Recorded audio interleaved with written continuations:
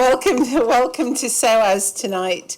Just before I begin to introduce our very special speaker for this evening, I just want to say a couple of housekeeping matters. I'm not going to tell you where the loos are and things like that. You all look old enough to find them yourself. But I do have to just point out the fire exits. And I also have to say, if people don't want to be filmed, I would suggest you don't stay, because we are filming and there will be questions from the audience. So if anybody has any reason, whatever reason, not to be here for filming, please don't stay, if you will be filmed.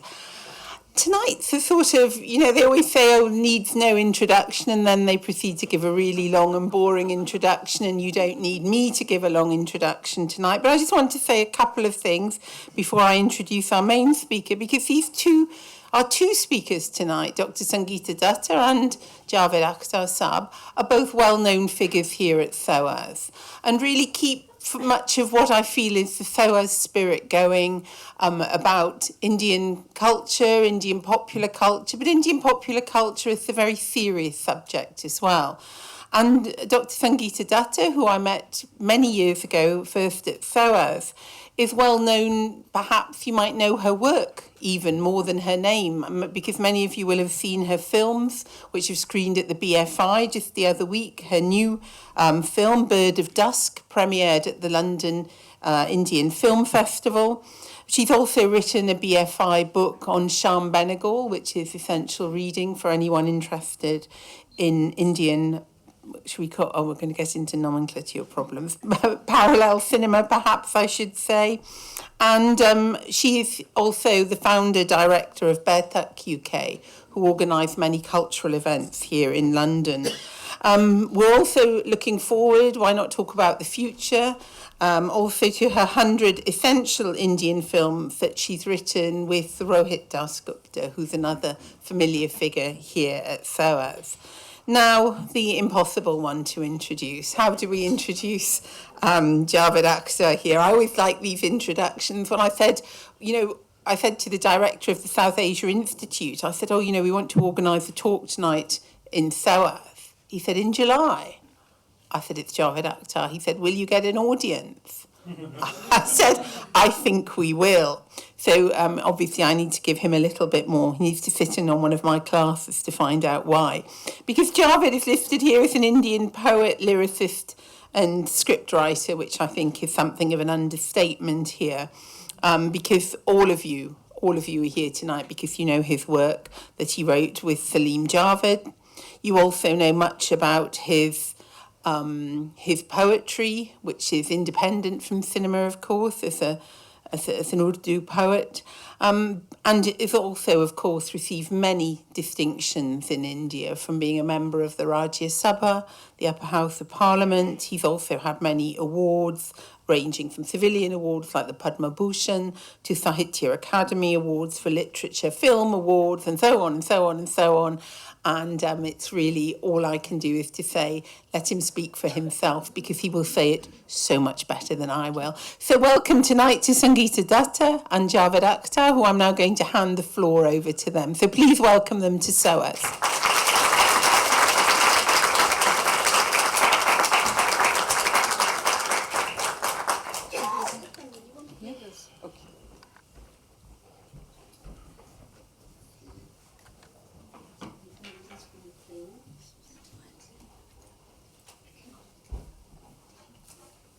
मैं और मेरी तन्हाई अक्सर ही बातें करते हैं। तुम होती तो कैसा होता, तुम ये कहती, तुम वो कहती, तुम इस बात पे हैरान होती कितने आदमी थे? सरदार, 2 आदमी थे।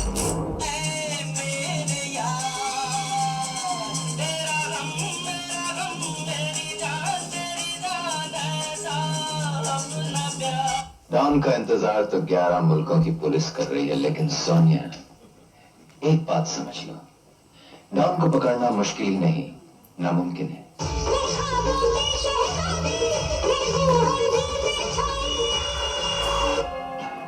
मेरे पास माल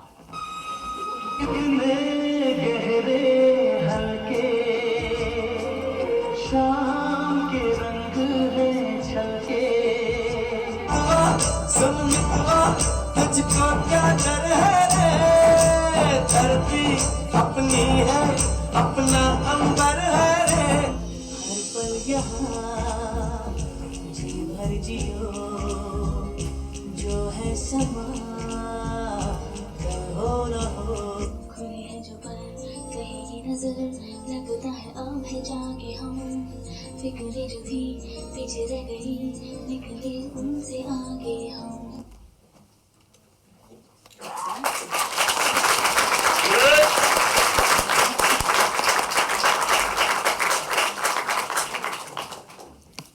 Good evening, friends. I'd first like to thank Rachel for getting this done in the month of July. Even while we were in the car, Javed Saab was like, let's see how many people are there. And he was being very skeptical. But thank you, and I'm so glad to see all of you here. And why not? This is Javed Akhtar back at SOAS after many years. Thank you, Javed Saab, for being here. We've called this evening Popular Culture and Public Engagement. And I'd just like to start off saying that a large part of Javed Saab's own career, indeed his own life, his lineage, that overlaps with the history of popular culture, with the history of popular culture as it has changed and emerged over various decades in Indian media. We'd like to talk through some of that. It's going to be terribly ambitious to try and pursue everything. But I would like to start, Javed Saab, with asking you, it's been more than 50 years in the Bombay film industry, in the popular film industry for you.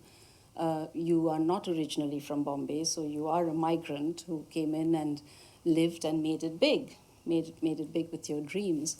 So when you were young, and in the 50s, when we talk about the years of golden cinema and big cinema, and a cinema with idealism and ideology and moral values, that is the sort of cinema that you grew up on. And popular cinema then had the most wonderful writers who did the writing, the scripting, the songs, definitely, the poetry. So there wasn't this huge difference between a writer or a poet. Some of the best poetry, I guess, came from the lyricists who were writing for the film industry. So I'd like to start with this very rich, textured history of the 50s cinema. I think nothing happens in a void. Now, cinema of any society is a part of the society. So it manifests whatever is happening in the society. Somebody has said so aptly, show me the advertisements of a society and I'll tell you everything about it. So cinema also is a kind of a window from where you can peep in. If you carefully look at commercial cinema, they say generally about the mainstream cinema, it is said that it is not real. So how can it reflect society? Commercial cinema or mainstream cinema is like a dream. What is a dream? You know, when we sleep, all the parts of our bodies are working, kidney, liver, heart, and so on. And the brain, if it stops working, it will die. So it also has to work. But if the brain works, how will you sleep? So brain changes the language. And it makes you half unconscious. And it starts working in dreams. And these dreams have not come from outside, but they are the part or some kind of a expression or the symbol of whatever is going on in your mind, but differently. So you can relax.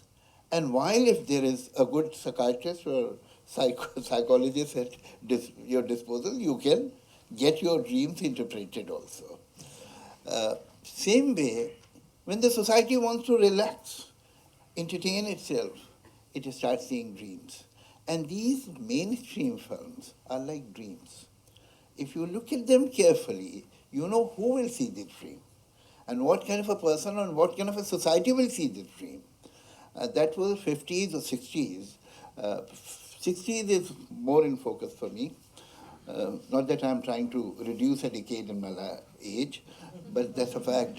But those were the times when we believed after 47, after the independence, that now we are going towards a very just, fair society.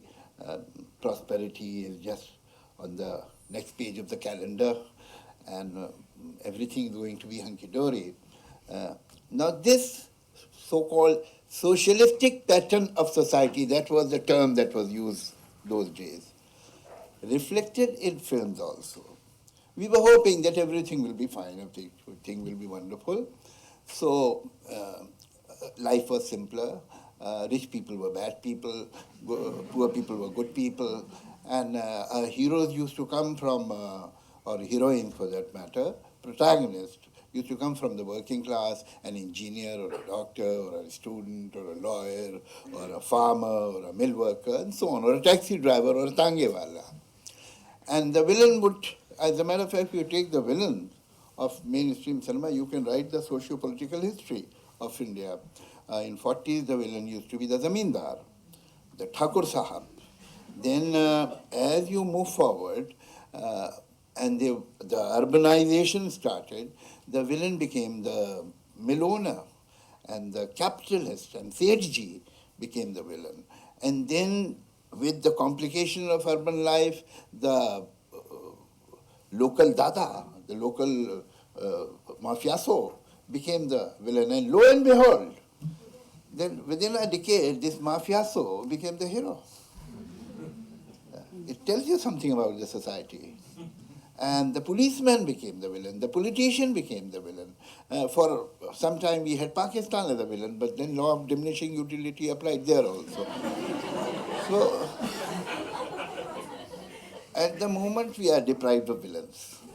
The stories of film don't have villains, because actually we want to be like our villains, so we don't want to criticize them. So that is how it is. Yes, there was idealism. That idealism was given by this hope that everything will be all right. And then idealism took place, was replaced by anger. So it's no surprise that emergency and JP movement and the angry young man came almost at the same time. I mean, when people, angry young man's image was not possible in early 50s, when there was Jawaharlal Nehru, where there was hope. Now, when you lose hope in institutions, when you see extra constitutional powers rising heads, then you feel that a vigilante is required. So this vigilante was the image of the time. So if we look at our films carefully, the kind of morality, now again, morality, culture, all these words are not fixed or static. These words also change their meanings. So I don't know what morality you are talking about.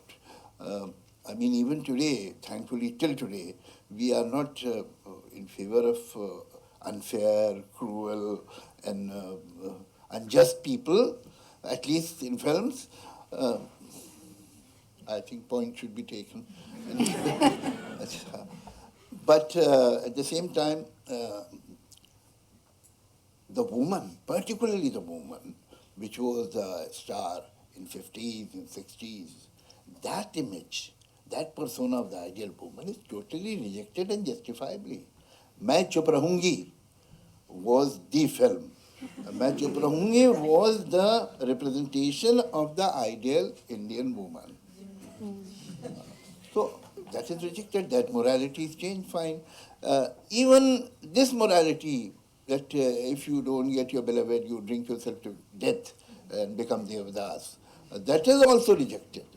So, I mean, that is positive, but we know what is to be rejected. I think we have yet to learn what has to be accepted and imbibed. So we are in this grey area at the moment, and that is shown in the film also. That is true. We'll come to more contemporary times a little later, but just to go back to the films of the 70s, which many of which you wrote or co-wrote, and they were really still today they are the biggest markers in the history of popular cinema. When you go back to films like Sholay or even Diwar, you've just talked about, a sort of optimism, a sort of hope, and then all of that being shattered and disillusioned, and therefore you have the angry young man talk to God and ask questions or challenge him, challenge an institution, so to speak, metaphorically. But with Sholay, what exactly led to writing a story of that sort? Well, you know, a lot has been written about these films, particularly Zanjeer, Diwar, Sholay, not only in India, outside India, thanks to friends like her, and in France, in California, and so on. But let me tell you in all honesty, when we were writing these scripts, we were not aware at all that we are writing something exceptional or it has any socio-political relevance or socio-economic importance. We had no idea. We were just writing scripts, interesting scripts. We were trying to tell an interesting tale. And I'm so happy that we did not know that these pictures have any social relevance. Because if we would have been aware of it, it means we are looking at things from outside. We were the part of that society, we were breathing that same air, and we were thinking like most of the people think, fortunately for us. So we were on the same page with the society. And we thought this is an interesting character without knowing that so many people will agree with us. So that is how it happened. Now we can see so many meanings in it, but we plead not guilty. We have no awareness that there was any subtext which ultimately will be discovered. But of course there is, but we were not aware of it. How Sholay was made, it was just a small story. As we were developing the screenplay, characters started coming in and many of them became rather important. I mean, one didn't know that Kalia and Sambha and Mausi will become important. We had no idea. But of course, Jai, Viru, Radha, Basanti, and Gabbar and Thakur, these were main characters. And we thought all these characters can be played by important actors. But then somehow, I don't know, I wish I knew I would do it again, love to do it again, that it caught people's imagination in a way that Sholay is no longer a film. It's a part of Indian ethos, culture, cultural history, and people's vocabulary. I mean, a picture that was released in 75. Today, in advertisements, in sitcoms, in stand-up comedies, in other films, in any film, as a matter of fact, almost in every film, there is some reference of Sholay's dialogue or Diwar dialogue. After how many years? It is 43 years. Yeah. I mean, most of the people who are writing this now were not born that time. It's surprising. I wish I could understand the phenomena. Really. I mean, why would people remember Samba? Samba had spoken 3 words in the whole film. Exactly 3 words. Pure 50,000. That's all. That's the only dialogue that character had. But I suppose this is the fun. Yeah. Because Javed Akhtar is an iconic film like The Godfather. Even the lesser characters in The Godfather are remembered. So, and Sholay. Yeah, that's true. That's true. But talking about remembering dialogues, this is something I'd like to come back to. Even you, with earlier films, for instance, with Mughal-e-Azam, you know your dialogues backwards. You know all the dialogues in that. Yeah. We Indians love words, you know. We are a gregarious people. We give a lot of importance to words. We talk for talking's sake. You know, not many people in this part of the world do that. I don't think anybody would here on the other side of the Suez, anybody would tell anybody, come on, let's sit and talk. We do that. And we have in UP, we have a peculiar word for it. Aap bhaiya batiyan. Batiyan means let's talk. Topic, they are not bothered about the topic is not important, as long as you are talking. So we give a lot of importance to your words. Can you imagine he gave reference of Godfather, that imagine Al Pacino comes to a function and he's on the stage and somebody stands up. Would you please repeat this line? My father made an offer to him that he couldn't refuse. Would anybody say? Please, when you were talking to your wife in that last scene, what was your dialogue? Please repeat it. It's impossible. But all actors, Amitabh Bachchan and Dilip Kumar and Shah Rukh Khan, go on the stage and people shout and they repeat the lines of their films. At the age of 75, Amitabh Bachchan comes on the stage, "Aaj khush to bahut ho gaya." Even today he has to say to a fellow, huh? It's a way of Patiana one. Yeah, bilkul, bilkul. But with cinema, Javed Sahab, if you go back to the 30s and the 40s and the films of the new theatres, for instance, there was this literary character of cinema. Oh, yes. There were adaptations of great literature. Of course. And you yourself have said that a lot of Bengali novels have come to you through translation. Yeah. So there was this fluidity of languages in a very You interesting see, manner. Hindi cinema has many components. I mean, as a matter of fact, talking about these things in front of Rachel makes me slightly conscious because she's a scholar. So I'm just a untrained practitioner. So, one, we have songs. And I'm very sad that slowly I can see the songs are going out of Hindi films and they have gone in the background and perhaps that's their last station. But it's very sad. Because we should not be embarrassed about our way of telling stories. It is not invented by cinema. It has been inherited by cinema. Before the talkie, there were Urdu Parsi theatre, Jatra, Nautanki. Before that, thousands of years back, we had Mrichikatika, Shakuntalam. All these plays and all these narratives, Ram Leela, Krishna Leela, they always had songs. This is a way of telling stories. We put songs in it. Tomorrow somebody may get conscious about Italian opera. It will be very awkward. Oh, let's take out music from Italian opera. So what will be left there? So same way, this is our way of narrating. And we had developed, such fine technique of incorporating songs and shooting them, recording them. The way they used to shoot a song, people like Gurudas, people like Vijay Anand, Raj Khosla, Raj Kapoor, they were masters. The kind or the way they have shot songs was unique in the world. So why should you leave that language? But it is happening. It is happening somehow because perhaps the young filmmakers are they grow up not on traditional Hindi cinema, but on European cinema and English cinema. So they develop some kind of a guilt about the songs. And they are embarrassed, कि क्या हो रहा है, ये गाना क्यों गा रहे हैं? But I think it's wrong. Then you should be embarrassed about the background music also. So many, in my life, there have been so many dramatic moments in my personal life, but there was never a band there.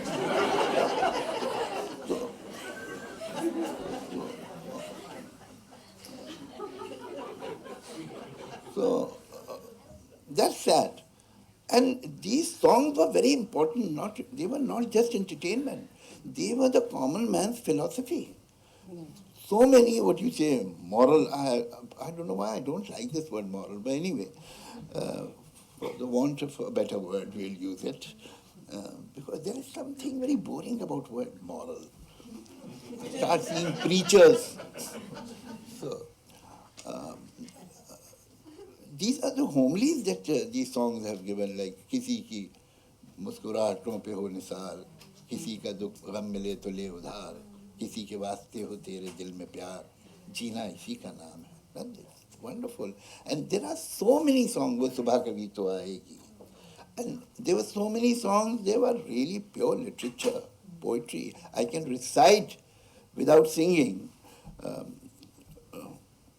songs which you will say, wow, what good writing. That has gone out of the window. That's very bad and very sad. This is not right. So the structure was inherited from many years. Then literature, the text, because the film was patronized either by Maharashtrians or Bengalis to begin with. And both of them had a lot of literature. So they used that literature in the film. So, and it went across, crossing all the boundaries of languages because it was in Hindi.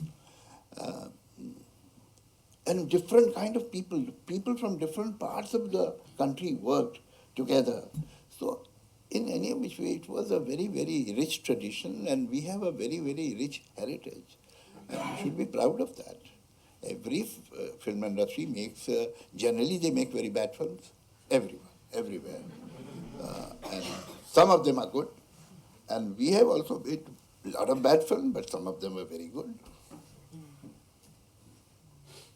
So with this idea of stardom, Javed sir, with the construction of a star, obviously the music and the songs and the dialogues had huge parts to play right through the ages. Today, would you say because the idea of stardom has changed, or the idea of the hero has changed, that music doesn't hold that important part anymore? I think there has been an equal and opposite reaction. And I totally understand that. Not that I agree with it, but I understand it. You see, in 80s and 90s, I mean, in human society, there is a tradition. Something good starts, and with time, it becomes its own caricature. People ultimately become their own caricatures. Trends, fashions, they exaggerate themselves, or at one stage, they start imitating themselves. That's the worst thing to happen, if you start imitating your own self. This is what happens. By 80s and 90s, I think 80s is the dark age of Indian cinema. Everything had gone totally out of proportion. The dialogue, the hamming, overacting, melodrama. So people who are growing up at that age and suffering these films reacted very strongly. And when they decided, this is something I'm not going to do when I make a film. So now the dialogue bazi, in many films in 80s and 90s, you will say, nobody is talking to anybody in straight tone. Suppose, would you like to have a cup of tea? So all you have to say, would you like to have a cup of tea? But the dialogue has to be there. क्या तुमको ठंडा या गरम? बोलो ना चाय पियोगे? That simple dialogue. So what was happening that they overdid it so much.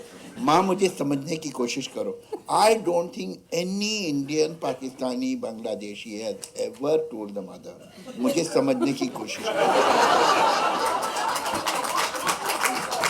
This is verbatim translation of try to understand me. Verbatim translation of try, but we don't say that. मुझे समझने की कोशिश करो. माँ क्या कोशिश करेगी? दो जूते मारेगी.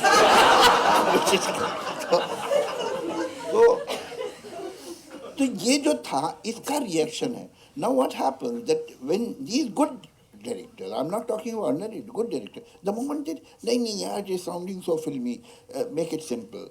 So in this pursuit of simplicity, they have reached insipidity. The conversation has become insipid to some extent. At some places, even in personal life, people speak good lines. They say something witty, something smart. So don't overdo it. But that is what is happening in reaction. Like in cinema. But I must tell you, the standard of acting, maybe today we don't have an Amitabh Bachchan, or today as a leading man, or we don't have Dilip Kumar or a Balraj Sahani. But the standard of acting in an average Hindi film has increased and gone up by lengths. In our film, except for the hero, who sometimes used to be a good actor or a heroine, the rest of the cast was a crowd of hams. That's a fact. Am I right or wrong? No, there were character artists. But also. today, even a bit player is a good actor. Good actor. I get very impressed. We don't have, anyone as talented as Amitabh or Dilip Kumar, that's for sure. But as far as the rest of the cast is concerned, the standard has really gone up. It looks, sounds much more real. There's no doubt about it. It's a package. You get something good, something not so good. That is how it happens. So with your dialogue writing, Javed Saab, would you consider that real? Was the language real? Were you trying to change things? I won't know. You will not believe it. Like you were this afternoon, you were mentioning Trishul. The last time I had seen Trishul was 1978. I've never seen it again. I don't see my film later. वो फिर वो बैठ के I find it very frightening and depressing. आप बैठे 30 साल पहले जो आपने लिखा था, you're sitting and watching it. So you're living in the past. It's gone. It's finished. It's no longer yours. As a matter of fact, it was not written by me. It was written by somebody who was some other person and who was of some other age. I am some other person. I should not even take credit for that. सच बात तो ये है तो उसको देख के खुश होना तो I don't know how real or how bad it was. People are very kind. They keep on giving me compliments and I don't disagree. But Trishul was also important because you had the working women. Diwar and Trishul had women in public space. Yeah, that's true. That's true. But I have seen only working women. My mother was a working woman. My aunt, when she died, I was brought up by my aunt. She was a working woman. She was professor of economics and so on and so forth. So I have never seen women sitting at home. So perhaps somewhere it must have worked on my mind. Not consciously. There's another thing in our film, mother is very important. Now, we did not decide. These scripts are written by two people, but it's a strange coincidence that both of us lost our mothers at a very young age. So maybe we had some fantasy about mothers. So certainly mother became very important in our film, Trishul or Diwar or any film. So these things happen on subconscious level, working women. We did not decide, we'll do one thing, we should show that she does something. It's not like it happened. How your aesthetics or your morality is formed, I don't think one understands it himself or herself also. What are the influences on you? I'm finished. No, you're finished. Since you brought it to your family, and I'd like to ask you about the lineage from which you come. In your family, you've had many generations of writers. Oh yes. Both from your mother's side as well as from your father's. It's a very, very long lineage. My father was a writer.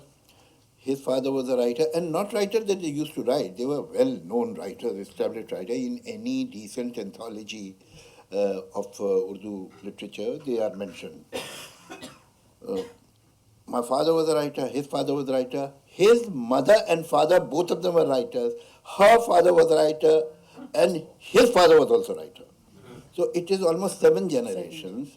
And then now Farhan and Zoya, my daughter and my son, both of them write. And Farhan's daughter, who is now in her teens, early teens, she has started writing. So it's, we see no hope. So we'll continue to be writers. But you're doing a lot of work to edit and bring all this work together. Yeah. Your mother's work and your grandfather's work.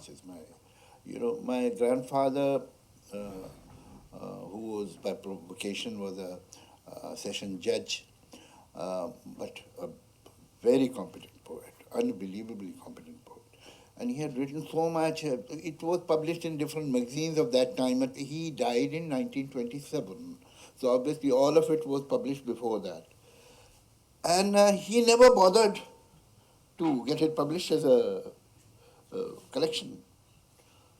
And somehow, now it's a long story, I'll cut it short, I found a lot of writing by him. And then I thought that I have a fairly good number of poems and ghazals. So let me try to find some more and then I'll get them published. And this trying to find some more continued for 10 years because I kept on finding his poetry from different sources, from private libraries, from certain universities and so on and so forth. So 3 years back it was published in 5 thick volumes. And some strange discoveries took place. There was a discussion about a particular ghazal, which is very famous and most of you must have heard it, that whether it is written by Bahadur Shah Zafar or my grandfather Mustar. And in literature, such things have happened. I mean, this is not the only happening that some work gets attributed to somebody else. It's a thing that happens quite often. So about this ghazal, and in 30s there were articles on it, in 50s there were articles on it in different magazines and discussion from pro and for and so on and against. And I found 2 irrefutable proofs that it is his ghazal. One, a book that was published in 1928, written by one of his contemporaries, who was the shagird, the disciple of the same big poet of which my grandfather was also. Amir Minai was a poet, and my grandfather also treated him as a star, and so did this other poet whose takhallus was And he wrote a book, and he criticized Mustar's ghazal, not in praise. He said, when you sing it, you think it's okay, but if you read it, you'll know it's a very ordinary ghazal. And Mustar should not get the credit he deserves and so on. So, as a matter of fact, he confirmed that book, which was published in 1928, and it is in a university library. He did not say, this ghazal is written by Mustar. He's saying that he blamed Mustar, that what kind of a ghazal he has written. He ran down the ghazal. One, and another thing is totally unbelievable, that I had gone to inaugurate an art exhibition, and came a girl wearing black with that, what is it called, scarf or Hijab. Hijab. Oh, ye main kaise bhul gaya. And she was looking like a mysterious girl, and she talked to me, looking into my eyes in a very flat tone. So that made her even more interesting. I have some papers of your grandfather. It's a बिल्कुल film का scene. So मैंने कहा, can I see them? My house is somewhere near my father. It's not very far away. My father has those papers and he would like to meet you. He's very keen to meet you. So I said, all right, when we come out, we'll go there. So I took the girl in my car, went to their house, met the father. The father was a very scholarly person. I could see the house is full of books. And the father said that her father, that my grandfather was a very close friend of your grandfather. And they were in Bhopal estate at the same time. And as a matter of fact, they were staying in the same royal guest house. It was a state. Mm-hmm. And then Mustar went away to Gwalior, but while shifting, he had left some papers there. And my grandfather kept those papers. But meanwhile, Mustar, within 2 years, he died. They never met again. Then my grandfather gave those papers to my father. And then my father gave it to me. They are dead. He was Sir so-and-so, and my father was Khan Bahadur so-and-so. And I have mentioned all that in the preface. And those papers are still with me, so I want to give it to you. So he gave me those papers for writing, it was Mustar's handwriting, and by that time I had seen so many papers and so many writings of Mustar that I could recognize his signature in his writing. And then there was a yellow envelope. And I took out the paper from the envelope. There were different papers, and on one paper, this ghazal was written in his own hand. And that is not the only thing that was written. Underneath that, there was another ghazal. So now we have this ghazal written in the handwriting of Mustar, in his what you call Bayaz, in his rough book of poetry. So everything ended, then we got it published, the picture of that original handwriting also and so on. So that ghazal is न किसी की आँख का नूर हूँ न किसी के दिल का करार हूँ जो किसी के काम ना आ सके मैं वो एक मुश्किल पार. So this is the story. That's a lovely Yeah, story. yeah. But it was rather an enjoyable pursuit, I must say. For 10 years, it means if you really pursue, you can collect so many things. I mean, so many poets are there. You know their couple of couplets or ghazals or whatever, but they are not properly published. Yeah. And I think there should be an institution to work on it. We must get those volumes to the library here in Soras. Yeah, sure. I'll give it to you at a very reasonable price. But coming to your father's poetry, Javed Sahab, you've said this quite often that because your father was a well-known poet, you stayed away from writing poetry. No, it's not as simple, not only for my father, because if you know what is good filmmaking, if you know what a good painting, and you know the work of masters, because I was luckily born and brought up in a family where there was poetry all around. By the time I was 12, I remembered hundreds of couplets. By the time I was 16, thousands of them. Even today, I think I can recite other people's poetry for 4 or 5 hours, if not more. I remember so much. And generally, people from Urdu discipline, if they are interested in poetry, they remember poetry. That is our tradition. So I knew what is good poetry because I was exposed to it. And when you know what is good work, it's very difficult to start because you are so intimidated. I had read the masters, I had read the classic, I had read the progressive writers, modern, and so on. So I was aware what is good poetry.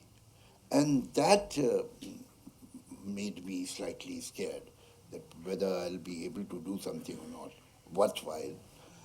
So it's not only my father, that my father was poet and I didn't do it. Maybe a part of it is true because when a shopkeeper's son revolts, he refuses to sit at the shop. So if a poet's son will revolt, he will not write poetry.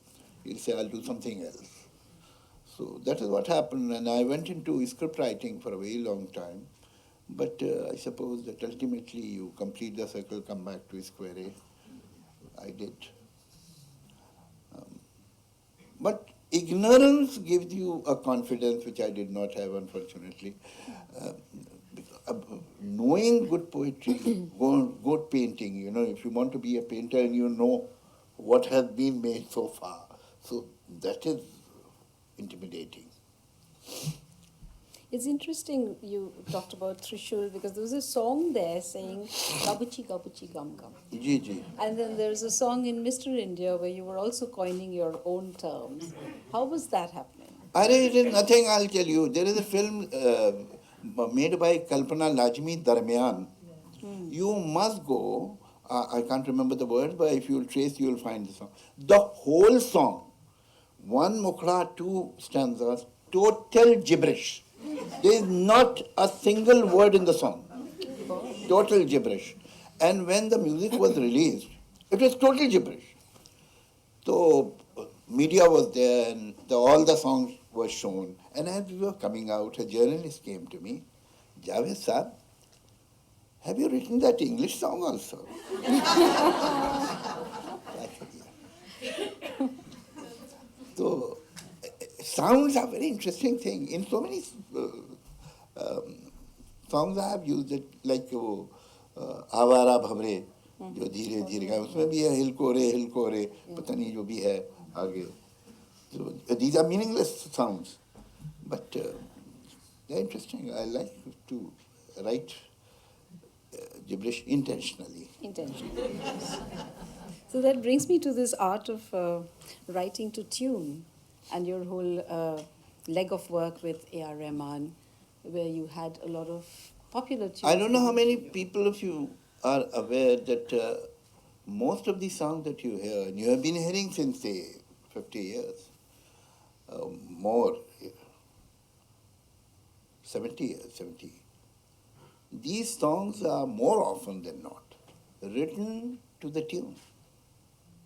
There is a situation and there is a tune. So you have to write for this situation to that tune. And I must say, people like Madhuru, people like Shailendra, Sahir, I know all of them, as a matter of fact, writers of that time, and everybody, they have written superb songs. Yeah.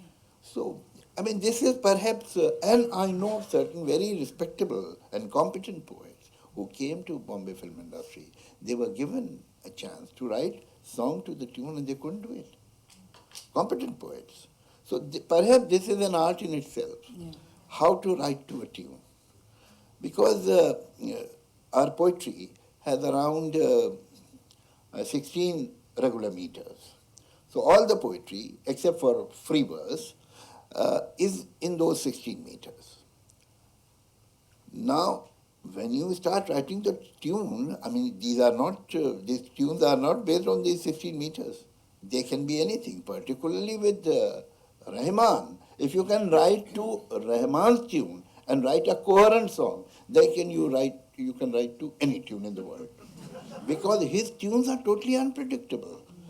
His tunes are not influenced by traditional film songs, which were bound by certain meters. The traditional film songs were nearer to those 16 meters. They won't go away from them. And even sometimes the antara would be in small pieces instead of a full line, but the mukhra will be proper and so on. But now, ultimately, when Rahman came, he changed the grammar. So his lines, you never know with one line that what is going to happen in the second line and where it will go. Or it won't go anywhere at all. It will stop immediately. Or it will never end. You don't know. So what happens that once you get into the groove, if it is in regular meter, once get into the groove, then cut, you can write.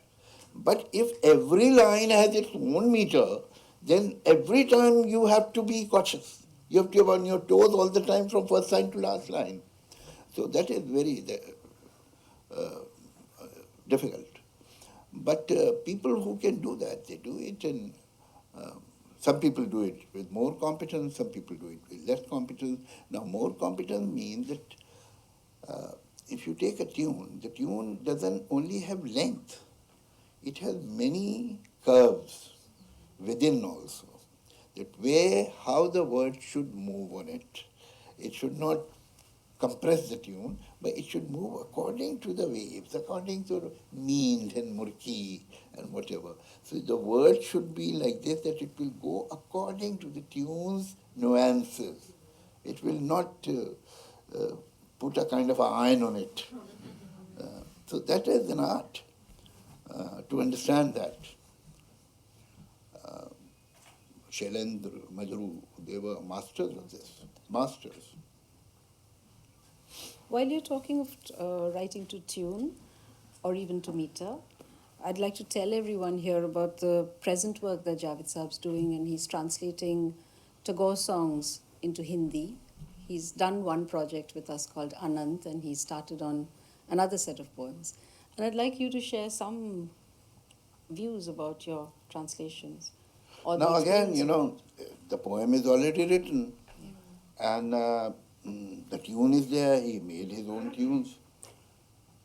Now, generally what happens when you are writing a song, you are given a situation. But here you are given a complete song in Bengali, and then she thankfully translates it in English for me. But you can't deviate from the content that that great poet has written. So now you have to write exactly what he has written. You have to translate it to his meter, to the same meter. But we have been able to do it. That Anant is already released. It was released 2 years back. 2 years back. 2 years back. And did very well, and we released it here in London. And or I suppose all the heavyweights, Bengali heavyweights from SOAS and from Oxford and Cambridge, all of them were there. And if they said it's okay, then it must have been okay. So they liked it very much. So that has encouraged us to do another album, to serialize it. Tagore has written so much. So let's try to take it to others who don't know Bengali. आप एक काम कीजिए. We'll open it out now. नहीं नहीं अभी एक काम कीजिए उससे पहले. You sing that, so please, just hum it. So they will know what we are talking about. Oh, she's a very good singer. She has sung all those songs. चीनी को चीनी पहले बंगाली में 2 लाइन गा दीजिए और उसी को हिंदी में गा दीजिए. That how it is translated they will know. Okay, public engagement here. This is a very popular song by Tagore, which many might have heard, and it's a very simple tune. But I've found with this work that I've been doing with Javed Sahab, there are some heavier poems, and you think, oh my God, this is going to take a lot of time. And this simple one, he's just going to do like snap his finger, and it'll be done. And it's those simple ones which have taken much longer, much longer. We've just finished Auld Lang Syne, which was adapted by Tagore as Purano Shediner Katha, and now he's done the Hindi. So it's a brilliant journey through those songs. And it took time. It took time because Javed Sahab doesn't want to use the predictable words or the exact word which would translate as Hindi. So sometimes I'm giving him the Hindi word and he's saying, don't give me Hindi words, because he's thinking of other words that he can bring in. And today he's used a word which I've never heard in my life, and he says this is perfect for Duranto Batashe. So today he translated Meg Hirpore Meg Jumeche. So हवा के झकोले. have you heard Jhakole? Look. Jhoke. यही तो है. झोंका एक चीज है, झकोला एक और चीज है. So that's some homework for all of you. Yeah. Before you hear the full song. काय की जुबान में झकोले Jhakole. बता दीजिएगा. पहली बार ही सुन रहे हैं. जी. Okay, so here's the Bengali version. আমি চিনি গো চিনি তোমারে ও গো বিদেশিনী তুমি থাকো সিন্ধু পারে ও গো বিদেশিনী ও গো বিদেশিনী तुम्हें जानू मैं हाँ तुम्हें जानू सुनो विदेशिनी तुम्हें जानू मैं हाँ तुम्हें जानू सुनो विदेशिनी सागर पार है तुम्हारे पार सुनो विदेशिनी मेरी विदेशिनी तुम्ही. Okay, now that's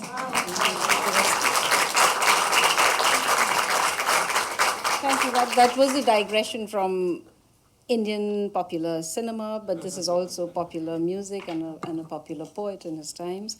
I'd like to take a lot of questions from you all for Javed Sahab. So should we take those questions and then ask Javed Sahab to end with some poetry? Or do it the other way around? नहीं नहीं पहले question. Would you like to moderate or? Sir. Yes, आपने हाथ उठाया. Javed Sahab, what I was going to Do say. we have a mic? No, it's all right. नहीं हो He नहीं. doesn't need a mic. No, I don't need them. Definitely doesn't. Yeah, I'm Punjabis, I don't need a mic. But Javed Sahab, your underrated film Shakti, what was it like working with both legends? And if you were going to write a script again for Mr. Bachchan, what would you do now? Please. So Shakti, what was it like working with both legends? You wrote the film. And you Yeah. put both legends together. I mean, there was a scene in the film where the mother dies and one's mother, another's wife. Yes.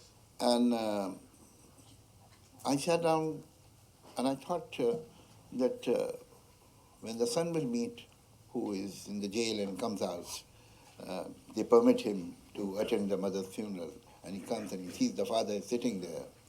and he goes to his father, while they were not in the best terms, what would he tell the father? And what the father would say? It's a challenge. And then I realized that if we have actors like Dilip Kumar and Amitabh Bachchan, I don't think we need words there. And I made that scene silent. And in total silence, they conveyed everything to each other.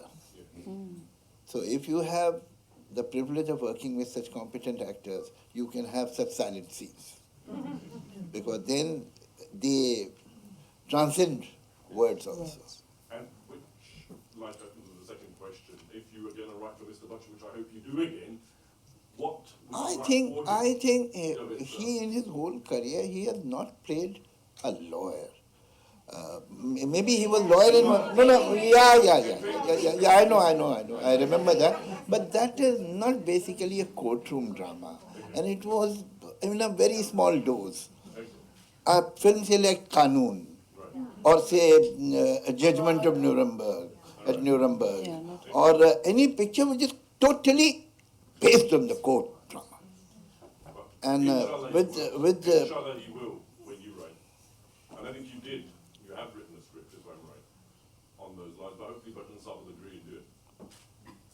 I have not written any such a script, I heard you and say- I have no. I heard rumors. Who told you? Now we'll take another What is the question. source of information? Change it. I'll give other people a chance now to get Yeah, we take I another think question. they deserve Take it. yours.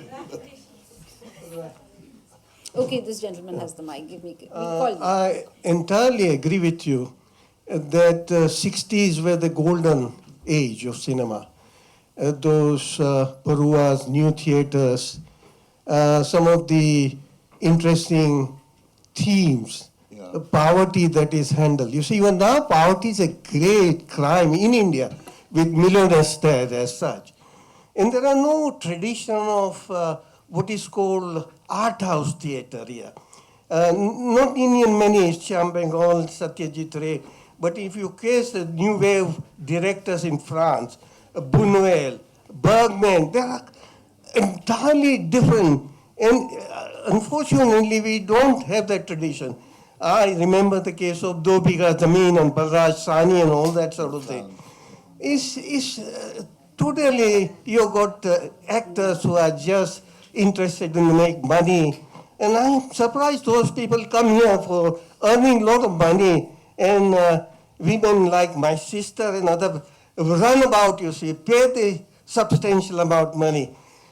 Indian cinema, I don't reckon. You see, I saw a... What's the question, sir? If you can have a question, because we'll run out I of saw time. you see, there is no distribution for women directors, Indian women. I saw one, fortunately.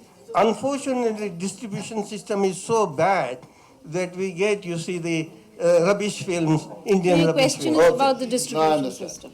Sir, I totally agree with you that this is not a perfect world. That's for sure.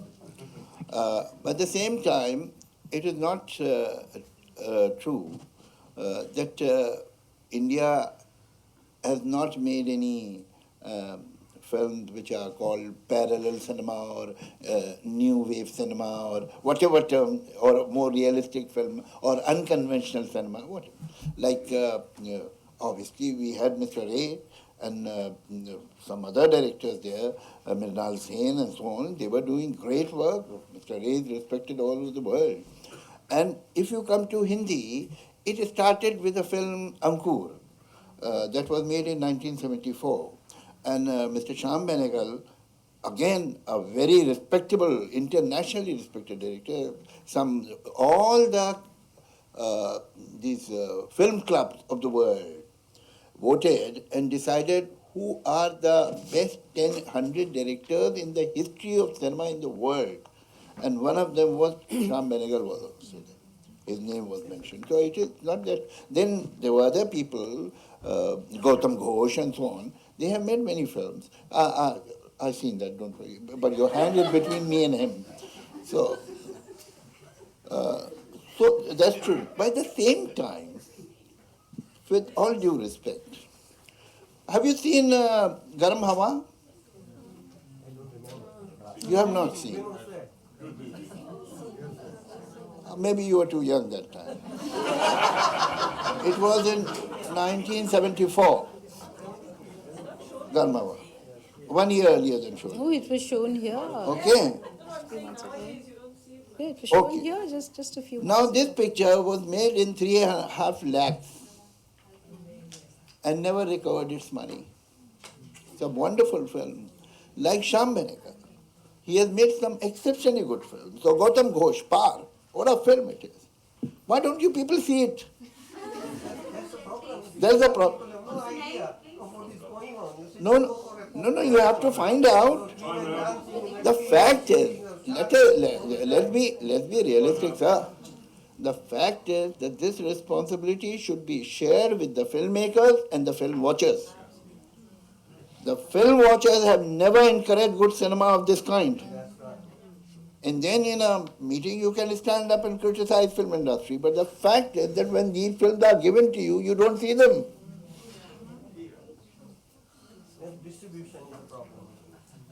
Yeah, okay. So Why distribution is a problem? Because the distributor knows that you are not going to see the film. That's why they don't buy it. The moment you will convince them you are going to watch the film, they will buy it. It's a business. we'll take the next question now, sir. Yeah, you have the mic. Hello, Javed Saab. I'm a big fan. I think we all are. तो मैं पूछना चाहता हूँ I need a big fan at the moment. Very hot. तो मैं ये पूछना चाहता हूँ कि मेरे मुताबिक तो लास्ट 30-40 इयर्स में जो मेलोडी है ना म्यूजिक में वो मतलब डिमिनिश होती जा रही है. बिल्कुल सही. ठीक है. तो आप अपनी तरफ से क्या कर रहे हैं to bring that back, because it's so disheartening to listen to music nowadays. And it's I quite agree. So what efforts are you making on your own personal, from your side to bring that melody back? Yeah. I have refused to write the kind of songs that perhaps are prevalent and perhaps some segment of society appreciate them also. I have not done it. I plead not guilty. At any cost, I have not done it. I have left films. I have spoiled my relation with certain music directors or filmmakers, but I have not done it. As far as trying to do that, you see, again, music like films is also not made in a void. Life has achieved, or shall I say, gained, what is the word, whatever the right word may be, because I don't find it very desirable, such frantic speed. Everything is at such frenzy that obviously the music cannot be slow. It's a part of life. The attention span has shrunk. So the music will increase its tempo, one has to accept that. But to what extent? I mean, music should not only increase its tempo, but try to bring people down to some sanity when they are running like headless chickens. So there should be some compromise between the listener of today and the music that is Indian music or our music, contemporary Indian music. There has to be a happy meeting somewhere, half the way. And this is what I try. And I only work where I see the possibility of doing this.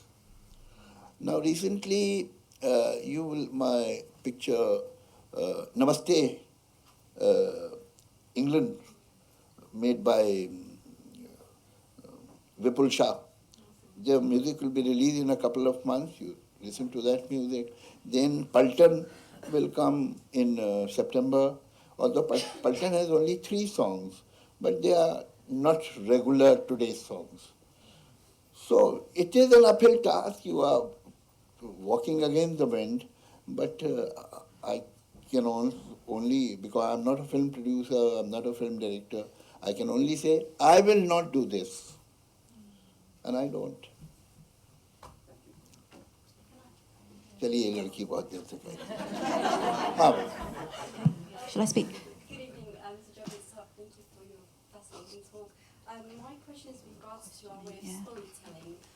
Mr. Karan Johar mentioned in one of his interviews that perhaps one of the reasons why our movies are not that appealing to the Western audience is our narrative. We have a break in our narrative. For example, we have intervals. Do you agree with this observation? And if so, would you recommend for it to be changed so that it is more appealing to the Western audience? Yes and no. You see, ultimately, we have a huge market. And as a matter of fact, most of our markets is totally untapped. A film like Dangal makes 1,300 crores in China. Wow. It doesn't make half of it in India. The film was made for India. Because in China today, fasten your seat belts. Every day they are increasing theatres by 15. Every day, 15 more theatres are opening. Can you imagine? They have more than 50,000 theatres already, and they are increasing by the day. On our side, we hardly have 6,000 to 7,000 theatres in India. So because there are no outlets, our market is untapped. Suppose we also take a forward-looking attitude and say, we don't need any other market, and all right, if they want to see the film, they see it on our terms and conditions. But in present situation, I never advise people to fall between two stools. You have to be clear, what is your target audience? If you want to make the film for the West, fine, wonderful. Now, West has another sensibility, they have another tradition of cinema. Even in literature, their scripting is different from our scripting. The best of our film and the most ordinary of the film or the best of the film, we have basic structural difference. Our films, by temperament, are like novels. Leave aside films like, say, Godfather or Gone with the Wind, these are exceptions. Otherwise, an average Western picture, and particularly a continental film, is more like a short story. So first of all, our basic structure and our palette is different. We have been brought up, this society has been brought up on sagas. We want to hear stories of generations. If you give them the best story in the world and say, it happened one night. So one night and they're charging the same money. They won't like it. It was a super hit film, it happened one night. No, you tell me who was the grandmother. So, that is how we go for epics by temperament. Now, most of these films are by temperament epics. Even Kabhi Khushi Kabhi Gham is an epic in structure. Yes. So, first of all, we have basic structural difference. Then the pitching is different. So you have to please somebody, you may wind up pleasing no one. So you have to be clear, what do you want to do and who do you want to see your film? And accordingly make that film. And as a matter of what kind of film you want to make, that is more important than who do you want to see it. What kind of a film you want to make, it should come from your heart. Not that heart is such a foolproof thing that every time anything that will come from the heart will be wonderful. It's not so. But the only way you can achieve some wonderful feat, that will come from the heart. That has to be from the heart. No other way. Javed ji, can I ask a question here? Yes, This there's side. one This in the side. Can I corner ask a here. question? अब मेरे इनके relation खराब हो जाएंगे नहीं वो पीछे हैं इनके पास माइक है. Come. अच्छा okay Yes, Can I ask? Is that okay? yeah okay Javed ji, I'm a London-based singer, and I've been to India and I've performed, and I'm quite surprised at times. I mean, I agree with what you were saying. I've come from a classical training background, and from a musical perspective, I find it quite odd that nowadays lots of singers don't even want to train in classical, let alone know anything about it. Rags are very deep, lyrics are very deep. It's a process of studying, I always think. But nowadays, I think in this social media culture, everyone's about fast this, fast that, fast fame, fast songs, fast, it's just like become very disconnected from the classical approach to how things like used to be done, And I think, I personally find like a lot of young people, they don't have access to that heritage. Like you were saying that, this whole Hindi cinema has changed and things, and I've had access to that heritage because my father came from India, from Kolkata, a Bengali family, and he learned from Ustad Mir Khan Sahab, in his day, but I was brought up in London. So I had access to that. But what I find nowadays is even in young people in India, they don't have access to that. They don't have any access. I went to meet with a record label in India, and they were telling me the biggest artist is Yo-Yo Honey Singh. Yeah, okay, so your question is about lack So of my access for young people. my question is about access, but it's also about, so for me, for instance, I went to go and get signed in India, and I didn't get signed. Okay, and I found it a bit odd, and I'm looking at Sony, and I'm seeing Beyonce on the wall, and I'm like, why isn't Lataji on the wall? Why isn't somebody Indian on the wall? Why is it that why is it that whenever I go to India, everybody's looking out to what London's doing, to what America's doing? Why aren't we proud about what we do ourselves? Okay. I found the question in it, don't worry. You see, there are certain realities of life which may not be very convenient or comforting, but they remain reality. If you look at the history, at any time, one who is successful materially, politically, one who is powerful, one who is leading, will be followed by others. The fact is that there was a time when, whole of Central Asia and India, and by India not only the Muslim kings, but even Maharashtrian king used to feel proud if they would speak in Persian. It was not their language. Persian was not the language of Mughals. It was not their language. But that was their official language, because that was the language franca of all of Central Asia. Then came a time when Iranians started feeling proud that they can speak French. People whose language was Persian, they started feeling proud, and every sophisticated, high-class Iranian would talk only in French. So it happens that when people, the societies that are successful in other fields, other societies tend to emulate them, imitate them. Whether it is right or wrong, I'm not getting into it, but that is how it is.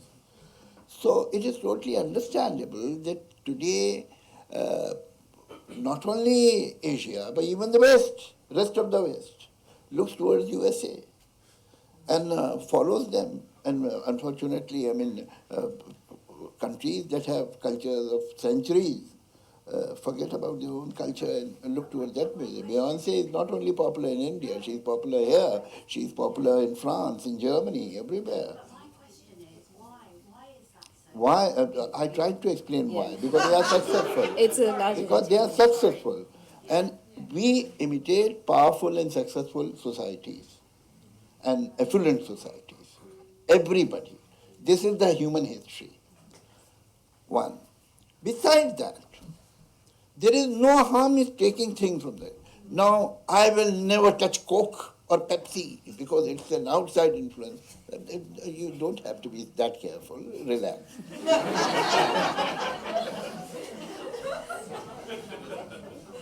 You should imbibe things. You should take wonderful things from, and there are so many wonderful things all around the world in different societies, in different traditions. So if we don't take anything from anybody, we will be deprived, we'll be very deprived people.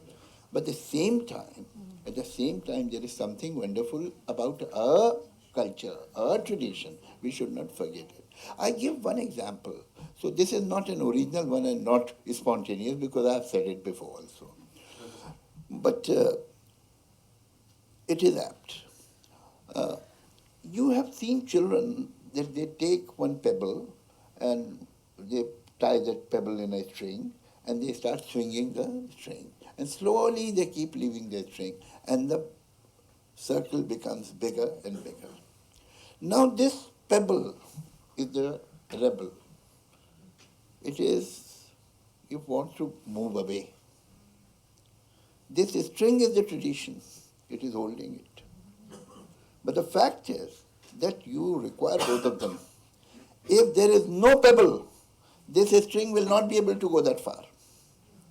And if there is no string, the pebble will fall immediately. So this tension between the parampara, between your old sanskar, your tradition, and pushing the envelope, both should be together. And only then we can make a circle bigger and bigger. Look at a tree. The trunk wants to move away from the earth. And not only that it moves away, then it branches out. But the more you branch out, you better have deeper roots. The roots should keep on going in, otherwise the tree will fall. So we need a balance. We should not close our minds that we are wonderful and every Western influence or foreign influence is bad and we are perfect. And we have always been perfect, that's why there is no need to change. It is wrong. We have wonderful things to offer to the world has wonderful things to offer to us. And we should be wise enough to know what to save and what to reject. I mean, I don't blame the younger generation. It is our fault. I blame my generation, I blame myself. We have let down our coming generations.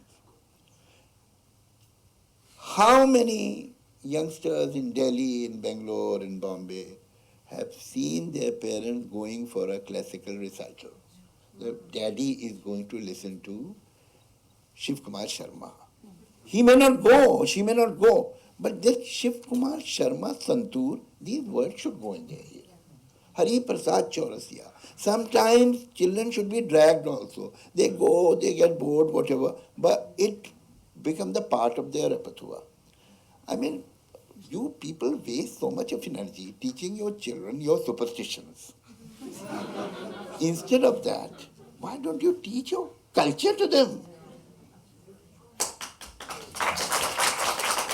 So, I mean, Bombay is a great city.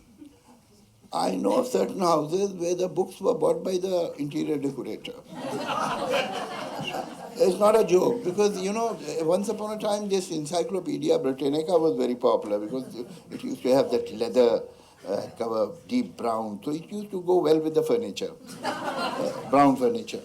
So in this environment where the child has never seen the parents talking about literature, about classical music, how do you expect the child to suddenly find a connect with classical music and classical literature and art and folk and so on? How will he do that? How she'll do that? Not possible. So when we were kids, as I told you earlier, that by the time I was 12, I knew so much. So we have not exposed our children to that. And even those who inherited, people like me, we have not been able to do it. So it is a failure, and I give total credit to a younger generation of India, that today people who are in their 20s, who are in their 30s, they are discovering all these things and pursuing things. No thanks to us, in spite of us, they are doing it. So there is great hope. I am not pessimistic at all. We'll take your question. All right. First of all, a big fan. First of all, I should congratulate you that I'm a big fan, first of all, and I love that debate of you and Sadhguru on the stage about science and spirituality. I would like to ask, my question is regarding commercial versus non-commercial.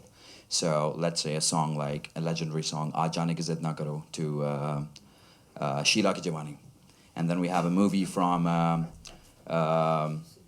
Naam Joker to Race 3. now we humans evolved, right? We came from caveman to a person who's surrounded by Facebook and smartphones. Now, do we think, is it that wrong to, because the market changes, is it wrong to make that kind of movie or a song for the person who listens to that? So we make commercial songs and commercial movies. They're not as important as the old, like classical songs or classical movies. But isn't it okay to do that? Just that's all. See, this example was, I'm afraid, was not very apt. I know what you're saying, but this example of Aaj Jaane Ki Zid Na Karo or Sheila Ki Jawani, actually, both of them are extremely successful, and both of them are quite mediocre. Aaj Jaane Ki Zid Na Karo is no piece of literature at all. The first line is very good, and rest of the lines are very ordinary. But the hook line is very good. Sheila Ki Jamani doesn't even have a good hook line. That's about it. That's very true. And they are successful. Aaj Jaane Ki Zid Na Karo is an extremely popular mainstream song. And no poet worth his salt will tell you it's great writing or wonderful. Wow, it's not that. ये एक second line of defense बन गया है. अभी अच्छा भी क्या, what is good, we have forgotten that also. So आज जाने की जिद ना करो gets respect. People who see, don't want to name certain directors, see their film and they feel that they have seen classics. While those films are quite ordinary. So I mean, you know him. You knew him well. Yeah. So these things happen, but yes, I mean, this aesthetics develops at an impressionable age. And if, like, I'm sure that you won't appreciate anything which is crap. Without asking you, I can tell that. Your question tells me that. Why? Because perhaps in your impressionable age, you were exposed to certain things. And if we see to it that our younger generation is exposed to better literature, better music, better poetry, it will ultimately show its result. Sometimes it takes time. You sow the seed now, and you feel that nothing has happened. But after 10 years, 15 years, the child goes back to that after growing up. So this is the thing. I totally agree with you that there is a deficit of aesthetics, and a very serious deficit. But how do we fight with that? Instead of blaming others, Sheila Ki Jawani is not the first song of its own kind. I mean, such songs were made in 40s, in 30s. And not only that, Sheila Ki Jawani is a nursery rhyme in front of those songs. That was the kind of songs, obscene songs were made in 30s and 40s. But you don't remember those songs. And sometimes when people ask me, there was a song, Choli ke piche kya hai? So every time, people, this is a strange kind of communalism that works everywhere. Like if I am a member of film industry, I am responsible for all that is wrong with film industry. That is how we use communalism. That you are from that community. You terrorist? Arey bhai, he is not a terrorist. Maybe some people are. So some people may have written that song. It's not my responsibility. So they said, Saab, what are you people doing? I mean, choli ke piche kya? Say, now listen, buddy, hang on. This song was written by one person. It was composed by two people, Lakshmikant Perera. That makes three. Anand Bakshi, Lakshmikant Perera. Then Subhash Ghai took it 4. Then Madhuri Dixit performed it at 5. Then there was a choreographer, Saroj Khan, 6. Cameraman 7. Editor 8. And I'll give you 3 more people, doesn't matter. So 10 people, 11 people. Are we bothered that 11 people in a country of 1.3 billion people have bad taste? No, that is not the problem. The problem is that this song became a super hit song. And the super hit song was not made by these 11 people. They made a song, and the society made it super hit. That is my worry. I'm not bothered about these 11 people. Who are they?